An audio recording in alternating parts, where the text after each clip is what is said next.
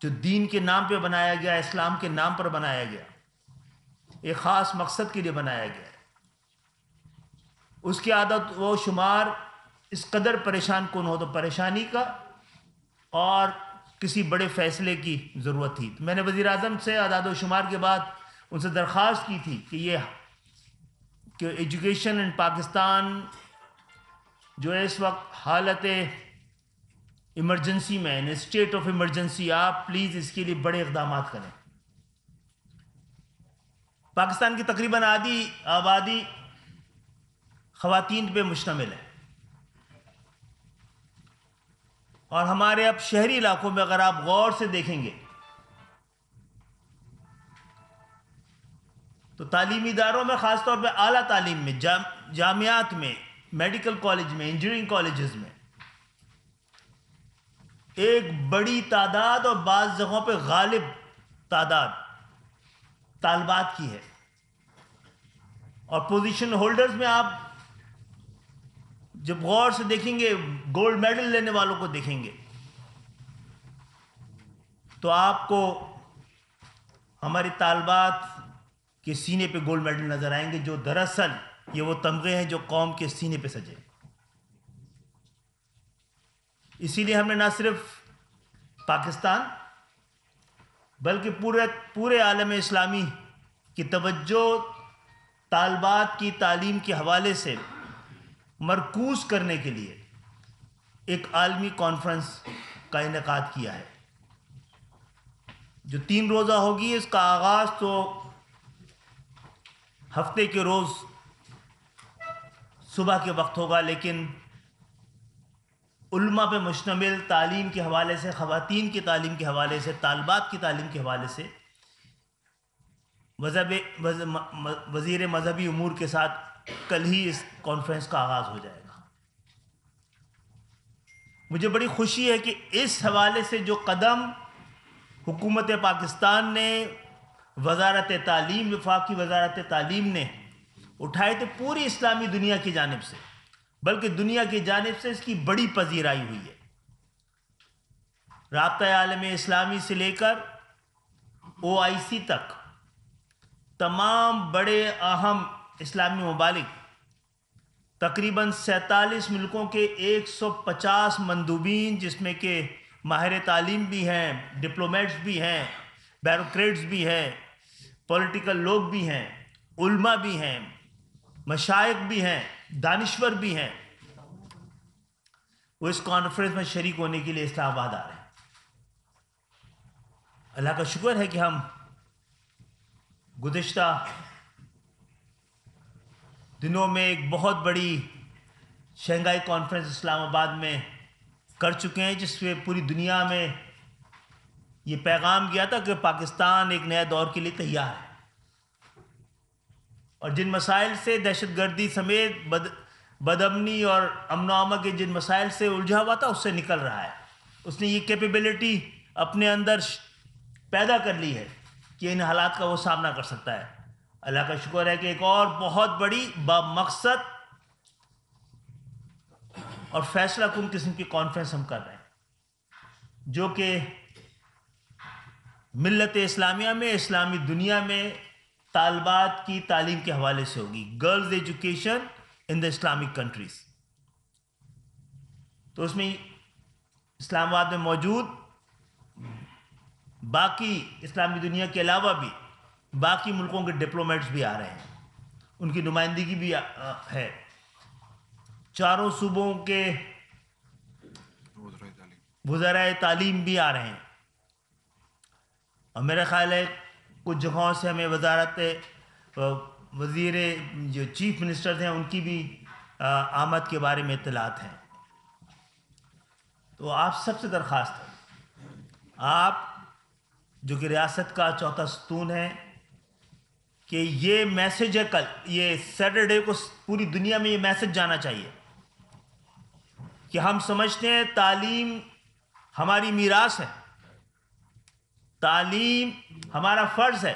اسلام کا ظہور لفظ اقرا کے ساتھ ظہور پذیر ہوا تھا، اور اس کی تفسیر ایک حدیث میں ہے کہ تعلیم علم ہر مرد اور عورت پہ فرض ہے، اور یہی دین کا حکم ہے، اس کو ہمیں پوری دنیا میں اس کو شوکیس کرنا ہے. یہ لیڈ پاکستان نے لی ہے الحمدللہ، اور اس کو لینی بھی چاہیے تھی. تو ہمیں آپ سے بھی درخواست کرتے ہیں کہ آپ کے ان کیمروں کے ذریعے، آپ کے اس قلم کے ذریعے اور آپ کے ذریعے جو قدم اٹھایا ہے وہ پیش قدمی جاری رہے. دنیا کو پتہ لگ جائے کہ پاکستان جس سے اسلامی دنیا کے لیے، ملت اسلامی کے لیے ماڈل بنایا تھا، اس نے اپنا کردار ادا کرنا شروع کر دیا ہے. اور میں ایک اور درخواست کروں گا کہ اس اہم موقع پہ یہ بہت ہی ایک بڑا سنگ میل ہے جس کو کہ منزل بننا ہے. اس کو ہم مزید غیر اہم سوالات کے ذریعے ہیڈنگ کا شکار، کسی اور چیز کو ہم اپنا یہ جو آج کی پریس کانفرنس ہو رہی ہے اس کی ہیڈنگ یہی خبر بنے، ایک خوشخبری کی شکل میں، کہ اب خواتین کی تعلیم کا مقصد ہے کہ ایک بہتر گھر، ایک بہتر نسل، ایک بہتر معاشرہ اور ایک بہتر ملک. بہت بہت شکریہ کا آپ سب کی. اور مولانا یوسفزئی جو اس حوالے سے طالبات کے تعلیم کے حوالے سے جد و جہد کرتی رہی ہیں، وہ بھی یہاں پہ آئیں گی اور وہ بھی شریک ہوں گی، اور ان سے وابستہ جتنے جہاں پہ بھی اس حوالے سے کام ہو رہا ہے وہ ان کی ریپریزنٹیشن بھی انشاءاللہ تعالیٰ ہوگی. السلام علیکم سر، اور کانگریچولیشنس اتنی بڑی اور اہم کانفرنس کا انعقاد ہے. سر میرا سوال ہے کہ کیا ہم بینگ برادر اسلامی ملک افغانستان سے کوئی وفد اس کانفرنس میں شامل ہوگا؟ کیونکہ ہم دیکھتے ہیں کہ اسلامی ممالک کے اندر جہاں اور بہت سارے مسائل ہیں، وہاں پہ افغانستان میں عورتوں کی تعلیم کے اوپر بہت ساری پابندیاں ہیں. ہم نے انویٹیشن ایکسٹینڈ کی.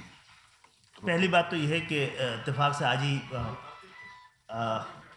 رابطہ عالم اسلامی کی سیکرٹری جنرل یہاں آئے ہوئے ہیں، ان سے بھی اس حوالے سے بات ہے، ہم نے دعوت نامہ بھیجا ہے. اور آپ کے سوال کے ذریعے میں یہ بھی بتاؤں گا کہ ہم قبائلی معاشرے کی جو روایات ہیں، ان کی کسٹم اور کلچر ہے، ان سب کی قدر کرتے ہیں. لیکن اسلامی دنیا میں کسٹم، کلچر، روایات یہ سب پابند ہیں اسلامی تعلیمات کے. تو ہماری روایات میں عورتوں کی تعلیم پہ قدغن کی کوئی گنجائش نہیں ہے. تو میں امید کرتا ہوں کہ جو ہم نے بھیجا ہے ان کو دعوت، وہاں سے ضرور ان کے نمائندے آئیں گے. اہم ترین اور ملک ہے ہم سب کے لیے، ایک اسلامی ملک ہے، ہمارا پڑوسی ملک ہے. اچھا، یہ کیونکہ ہم آخری دن ڈکلیریشن اعلان اسلام آباد اسلامی دنیا کے لیے ایک بہت بڑا پیغام ہوگا، جس میں کہ ہم اپنے بہت بڑے پیمانے پہ وسائل کو، پاکستان کے بھی اور اسلامی دنیا کے بھی، اس کے لیے فیصلہ کن ایک ڈیکلیریشن ہوگا کہ کس طرح ہم خواتین کی، طالبات کی تعلیم کے حوالے سے اپنے رجحانات کو تبدیل کریں. صدیقی صاحب، میرا نام سردار ظہیر ہے، روزنامہ مرکز سے سیریل اسٹاف.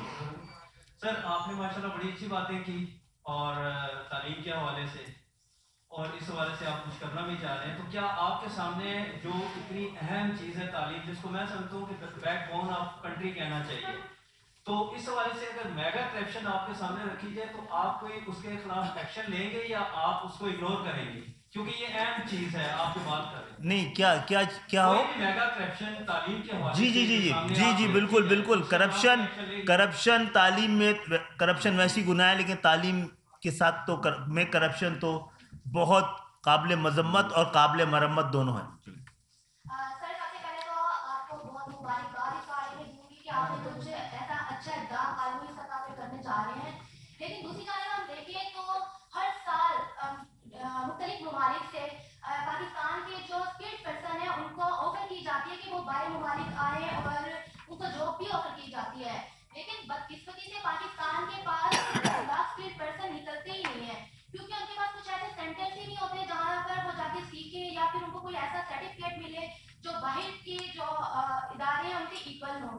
تو یہ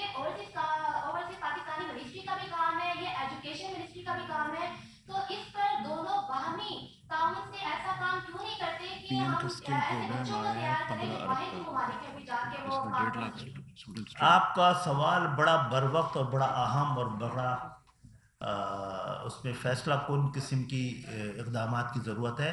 सबसे पहले मैं समझता हूँ कि पाकिस्तान जिन हालात में खड़ा है, सच्चाई से आपस में बात करें तो तालीम और रोज़गार दोनों के मामले में अभी हम बहुत पीछे हैं। तो जिन इस वक्त तकरीबन 35 साल से कम उम्र 18 करोड़ नौजवान हैं पाकिस्तान में, और अगर आज का पाकिस्तानी नौजवान आला तालीम के लिए और जो भी हुनर उसके पास है उसमें इजाफे के लिए तरक्की याफ्ता, तालीम याफ्ता, महज़्ज़ब माशरों में, ताकतवर मुल्कों में जाना चाहता है, तो हम इसको ब्रेन ड्रेन ना समझें, ये ब्रेन ट्रेन है।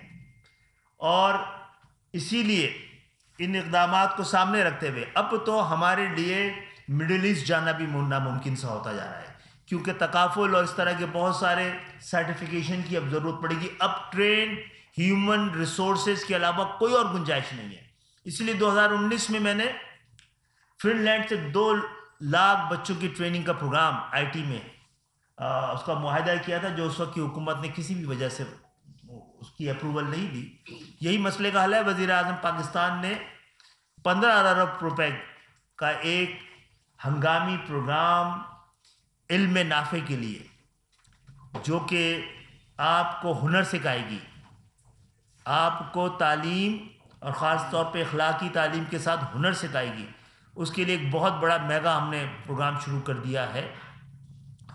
और इसके अलावा आगे चल के हम कोशिश कर रहे हैं कि पूरे पाकिस्तान में, ख़ास तौर पे जहाँ जहाँ फेडरल गवर्नमेंट के स्कूल हैं, वहाँ 10% स्कूलों में तो हम टेक मैट्रिक, टेक मिडिल और टेक इंटर का आगाज़ करें, स्टेम प्रोग्राम का, जिसमें साइंस, टेक्नोलॉजी, इंजीनियरिंग और मैथ हो, ताकि हम एक नए रुझान के साथ आगे बढ़ें और दुनिया के साथ कदम से कदम मिला के चलने की